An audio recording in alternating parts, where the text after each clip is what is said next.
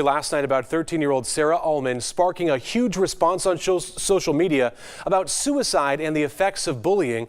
23 ABC's Scott Sheehan sat down with two experts about what parents and friends can look out for to try to prevent another tragedy. Scott? Tim, experts say suicide is the third leading cause of death amongst teens, and it's also one of the most preventable causes of death. If you're really concerned, you just ask point blank and ask them, said it may sound like a crazy question, but are you considering suicide? Suicide experts say the best way to approach the subject with their teens is to address it head on. You generally get a straightforward answer to that kind of a question.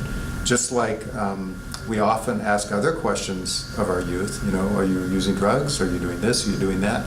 It's one of the standard questions that should be asked when you're concerned. In a growing social media age, family counselor Linda Warnick says parents should monitor what their teens do on social media because they could be talking with someone they don't know, and it could be a way to prevent suicidal thoughts. If a parent is aware of what's going on the social media, they will be able better to work with their child, to encourage them to perhaps look at the bright side of things.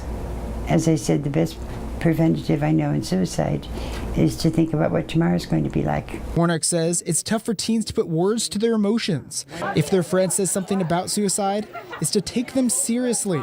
Also, bring their friend to a trusted adult. If they don't know what to do or don't take it seriously, find another adult. If they say things like that, they need to be listened to. Maybe they really mean it. Maybe there's something going on inside them that would love to have a friend to talk to. Warnick says an indicator to look for to prevent your teen or friend from suicide is monitor their feelings for mood swings. See if they're a little bit more sad, if they're a little bit more withdrawn, if they're a little bit more pulled back from reality.